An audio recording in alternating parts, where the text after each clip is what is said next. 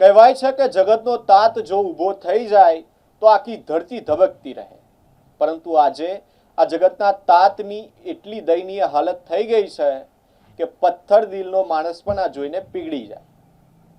હાલ ચોમાસાની શરૂઆત છે. કેટલાક વિસ્તારોમાં ખેડૂતોએ બળદ તેમજ ટ્રેક્ટરોથી પોતાના ખેતરો ખેડવાની શરૂઆત કરી દીધી છે.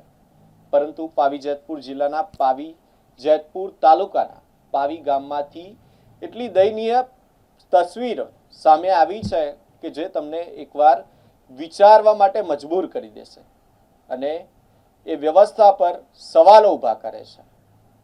રણજીતભાઈ, પાવી ગામના રણજીતભાઈ કે જેઓ પાસે ટ્રેક્ટરથી ખેડવા માટે પૈસા નથી અને બળદ રાખવાની પણ વ્યવસ્થા નથી, ત્યારે તેઓ અને તેમના પત્ની બળદના બદલે હળ સાથે પોતે જોતરાયા છે અને આ તક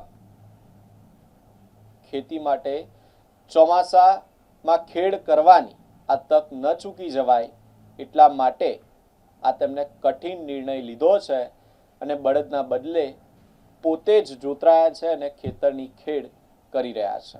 પાવી જેતપુર તાલુકાના પાવી ગામના ડુંગળી ફળિયા પાછળ રહેતા ખેડૂત રણજીતભાઈ હરસિંહભાઈ રાઠવા પાસે ખેતી કરવા માટે બળદની સગવડ નથી.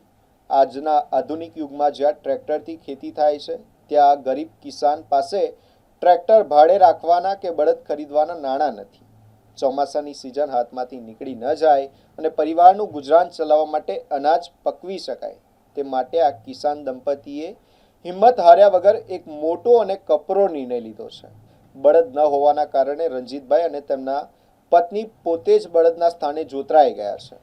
કાળઝાળ ગરમી અને બફારા વચ્ચે આ કિસાન દંપતી પોતાના ખેતરમાં પરસેવો પાડી રહ્યું છે. રણજીતભાઈ પોતે આગળ રહીને વજનદાર હળ ખેંચી રહ્યા છે, જ્યારે તેમના પત્ની પાછળથી હળને સંતુલિત કરી જમીન ખેડી રહ્યા છે. ગરમીમાં પણ ચહેરા પર થાક કે હાર માન્યા વગર આ દંપતી પોતાની કાળી મજૂરી દ્વારા ધરતી માતાની કૂખ ખેડી રહ્યું છે. આ દ્રશ્ય સ્થાનિક કક્ષાએ ચર્ચાનો વિષય બન્યું છે. એક તરફ સરકાર દ્વારા ખેડૂતો માટે અનેક કલ્યાણકારી યોજનાઓ અને સહાયની જાહેરાતો કરવામાં આવે છે, ત્યારે અંતરિયાળ વિસ્તારના વાસ્તવિક ચિત્રો કંઈક જુદા જ ભાસે છે.